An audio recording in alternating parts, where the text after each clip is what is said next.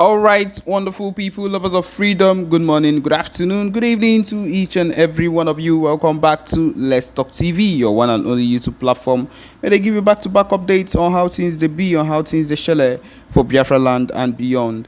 If you're joining us for the first time, remember to subscribe and turn on your notifications too. Also, remember to like and share this broadcast as it is hot. All right, the latest one where we get for here: Nigeria military currently arresting Southeast residents, detains an outrageous number of Igbos in Niger State's Wawa barracks. Of course, my people, these people would be innocent Igbo people that have done absolutely nothing wrong, and of course the zoo army are arresting them just because they are Igbos. Yes, this is coming from Barrister Ejiofor and reporting live. Okay, this is what he says. Ejiofor has said that enforced disappearance in the southeast region of Nigeria has become a harrowing crisis that politicians in the region, especially those who are currently campaigning for elections in the coming year, have continued to willfully ignore. He has lamented that hundreds of Southeast elderly parents, young men and women are allegedly regularly taken by Nigerian security forces, disappearing without a trace, noting that the relatives of the victims could no longer determine their status, whereabouts, or whether they are still alive. Maybe this is an act of looking for how they would make sure that we are not able to be able to in fact get more soldiers or get more people that would support the cause of the Biafra freedom. I feel like this is what they are doing, and of course who people are doing this same thing: the zoo terrorists, the same people that we talk about, and you people think that it's a joke.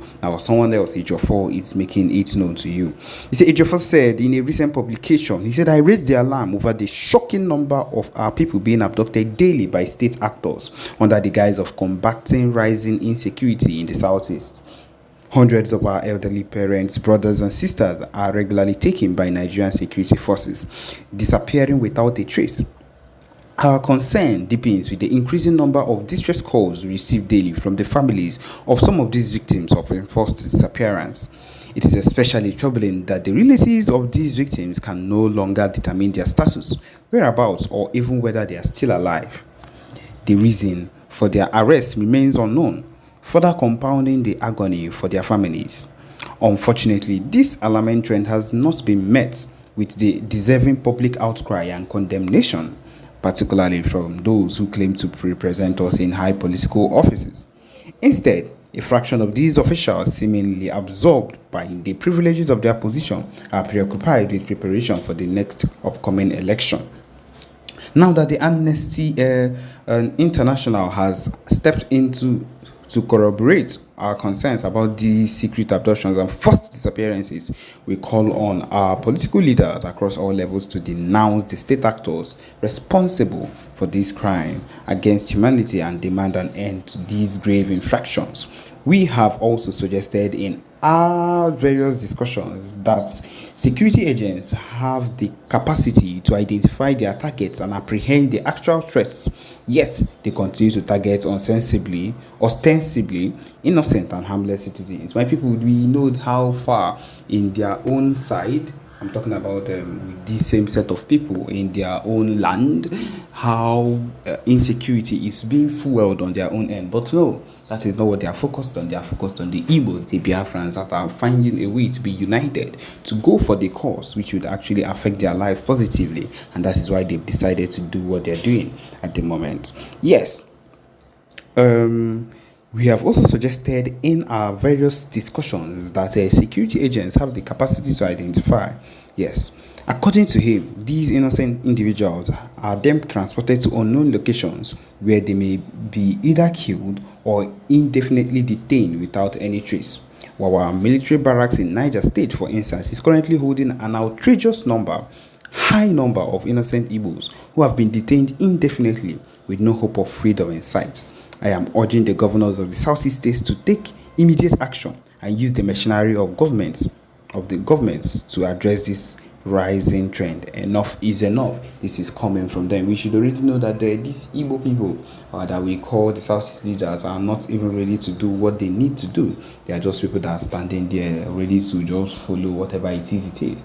I believe the people that would actually put work into this would be the Biafra Liberation Army that would actually do what they need to do, the needful that needs to be done on this case. And so that is what it is, my people. The next thing you will be hearing will be a PM talk, and I believe that it will benefit every single one of us concerning the Biafra movement. And so, my people, this is the time to listen to it. Thank you. And wake up in the morning and expose or talk about anything we want to say, because they are in charge of the media. Of course, that is what they will do. That is what they will do. Right now, we are still getting more talks concerning how they gone down some the Biafran army, or the Nigerian soldiers gone down a set of Biafran soldiers. All lies. There are a lot of things people see on social media today, and people begin to think that maybe this thing is true against us. It is 99.9%, if not 100% of those lies, of those news, is not true. It's not true. My people, look at the latest one that I'm seeing right now that is part of completely that lie. It said troops destroy IPOB ESN command headquarters. And then there's a picture of a whole lot of ammunition, phones, so many other things that they kept here, saying that they were the ones. And they say that they cleared, in quotes, and destroyed an alleged supreme headquarters. It's not possible. They are not capable of doing that. These people are not up to the standard of the Biafra Liberation Army to even find and spot and bring down the whole headquarters of the Biafra Liberation Army. It is not possible. And that is what I am here to say. None of it is possible. This propaganda has gone on a whole lot of time, and thank God the PM has come out and declared that this particular talk, this particular issue that he's saying right now, or this particular talk concerning us not having enough ammunition or whatever it is not possible. They are not able to contain us. They cannot contain what we are able to do. They are not fit to contain what the Biafra Liberation Army can do. With our alliances at this moment, with our PM currently in Canada for the conference he has promised, he said that will take place, that we are getting prepared for at the moment, with everything that is going on right now, it is not possible. It is not, ce n'est pas possible. In the French, it's not possible at all. And so, my people, I want to let you know that a whole lot of news you pick out from out there concerning anything concerning the IPOB.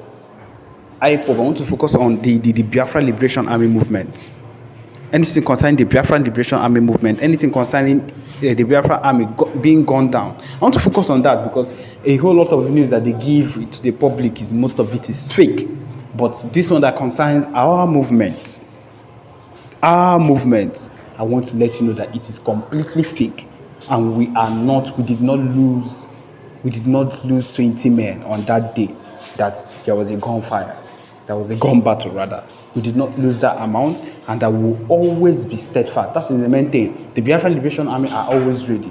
We are not to be left. There is no day that the Biafra Liberation Army is not alerted about anything concerning that is happening around them, so that they would always be ready for when these people, in quotes, Nigerian terrorists, come and hit, or to do whatever it is they want to claim that might be a surprise attack. It's not possible. We cannot be allowed to be spoiled that way.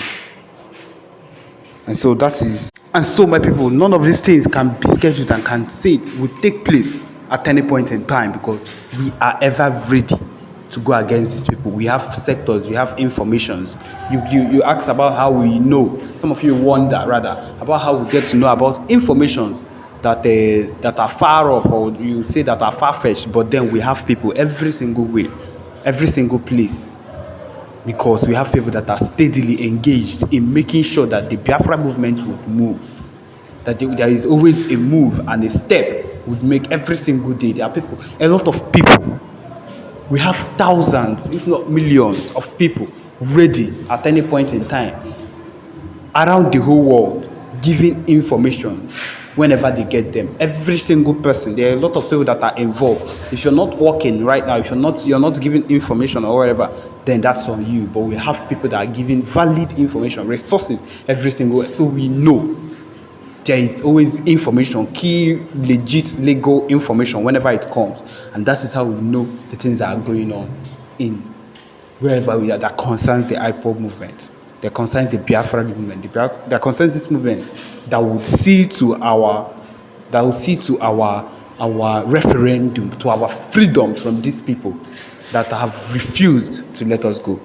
So yes, my people, this is where we've come to the end of this particular broadcast. Thank you for joining us. Remember to subscribe and turn on your notifications soon. Thank you.